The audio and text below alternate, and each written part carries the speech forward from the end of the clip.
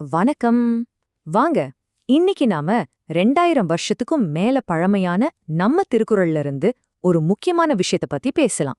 நம்ம வாழ்க்கைக்கு இன்னிக்கும் வழிகாட்டக்கூடிய ஒரு ஆழமான கேள்விக்குள்ள போகப் போறோம். உங்ககிட்ட ஒரு சிம்பிளான கேள்வி. ஒரு மனுஷனுக்கு அவனோட உயிரை விட பெருசுன்னு ஏதாவது இருக்க முடியுமா? கொஞ்சம் யோசிச்சு பாருங்களேன். உங்க பதில் என்னவா இருக்கும்? ஆனா திருவள்ளுவர் என்ன சொல்றாரு பாருங்க. ஒழுக்கத்தை ஒருத்தத்த உயிரை விட மேலா காக்கணும்னு சொல்றாரு. இதுக்கு ரொம்ப ஆழமான ஒரு அர்த்தம் இருக்கு. ஏன்னா உயிர் போச்சுன்னா இந்த ஒரு பிறவி மட்டும்தான் முடியும். ஆனா ஒருத்த ஒழுக்கம் தவறிட்டா அது தலைமுறை தலைமுறைக்கு அழியாத ஒரு பழிய உண்டாக்கிடும். அதனாலதான் உயிர் போனாலும் பரவாயில்ல, ஒழுக்கம் போகக்கூடாதுங்கிறாரு. அப்போ இந்த ஒழுக்கம்னா என்ன? அது வெறும் டிசிப்ளின் மட்டும் இல்ல. அது ஒருத்தரோட நல்ல நடத்தை, அவங்களோட நல்ல குணங்கள், அப்புறம் இந்த உலகத்தோட ஒத்து ஒரு சரியான வழியில வாழ்ற ஒரு வாழ்க்கை முறை. சுருக்கமா சொல்லணும்னா அதுதான் ஒரு மனுஷனோட உண்மையான அடையாளத்துக்கே அடித்தளம். சும்மா கற்பனை பண்ணி பாருங்க. நீங்க இந்த உலகத்துல இருக்கிற எல்லாத்தையும் படிச்சு முடிச்சிட்டீங்க. எல்லா விஷயமும் உங்களுக்கு தெரியும். ஆனாலும் கடைசியில உங்களுக்கு உண்மையான ஒரு கவசம் மாதிரி, ஒரு துணை மாதிரி நிக்கிறது எது தெரியுமா? அது உங்க ஒழுக்கம் மட்டும்தான் அப்படின்னு வள்ளுவர் சொல்றாரு. நீங்க கத்துக்கிட்ட மத்த எது உங்களை கைவிட்டாலும் உங்க ஒழுக்கம் உங்களை ஒருபோதும் கைவிடாது. சரி, ஒருத்தரோட தகுதியையும் அவரோட உயர்வையும் நாம எப்படி அளவிடுறோம்? அவர் என்ன குடும்பத்துல பிறந்தாருன்னு வச்சா, இல்ல அவர் எவ்ளோ படிச்சிருக்காருன்னு வச்சா? திருக்குறள் இதுக்கு ஒரு டோட்டலி டிஃப்ரெண்ட் ஆங்கிள்ல பதில் சொல்லுது. இந்த கருத்து, இது எழுதப்பட்ட காலத்துல எவ்வளவு பெரிய புரட்சிகரமான கருத்து தெரியுமா? ஒருத்தரோட பெருமை அவர் பிறந்த குடும்பத்தினால வரதில்ல, அவரோட ஒழுக்கமான நடத்தையால மட்டும்தான் வருதுன்னு வள்ளுவர் சொல்றாரு. ஒழுக்கம் தவறுன ஒருத்தன் எவ்வளவு பெரிய குடும்பத்துல பிறந்திருந்தாலும் சரி, அவன் தாழ்ந்தவனாதால் கருதப்படுவான். இந்த ஒப்பீட்டோட ஆழத்தை பாருங்க. வேதம் படிச்ச ஒருத்தர் தான் படிச்சது மறந்துட்டா கூட அதை திரும்ப படிச்சு கத்துக்க முடியும். ஆனா அவர் தன்னோட ஒழுக்கத்துல இருந்து கொஞ்சம் தவறினா கூட போதும், அவரோட பெருமை தகுதி எல்லாமே மொத்தமா அழிஞ்சு போயிடும். அதனால அறிவை இழக்கிறத விட ஒழுக்கத்தை இழக்கிறது ரொம்ப ரொம்ப மோசமானது. இப்போ அடுத்த கட்டத்துக்கு போலாம். ஒழுக்கம்ங்கிறது ஒரு சாய்ஸ் மாதிரி.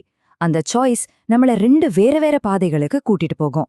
ஒன்னு பெருமைக்குரிய பாதை, இன்னொன்னு முடிவே இல்லாத பள்ளிக்கு கொண்டு போய் விடுற பாதை. திருக்குறள் ரொம்ப தெளிவா சொல்லுது, ஒழுக்கங்கிற பாதையில போறவங்க கண்டிப்பா மேன்மையோட உச்சிக்கு போவாங்க. அதுதான் பெருமைக்கான ஒரே நேர்வழி. அதுக்கு அப்படியே ஆப்போசிட்.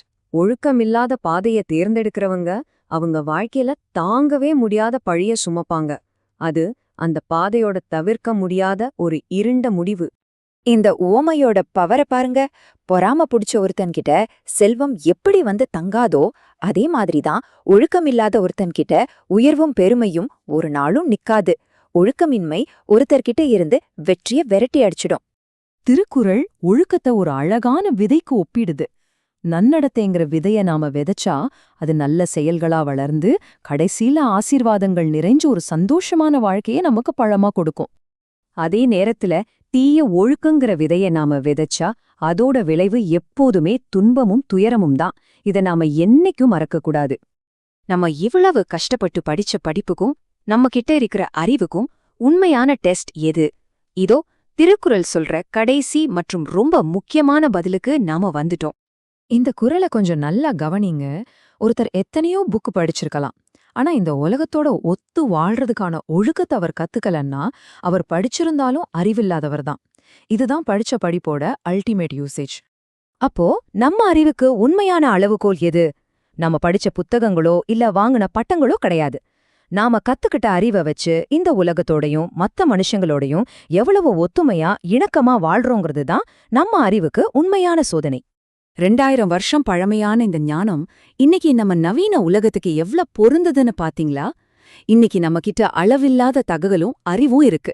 ஆனா அந்த அறிவை வச்சு மத்தவங்களோட சந்தோஷமா இணக்கமா வாழ்றதுக்கான ஞானம் நம்ம கிட்ட இல்லைன்னா அந்த அறிவால என்ன பிரயோஜனம்?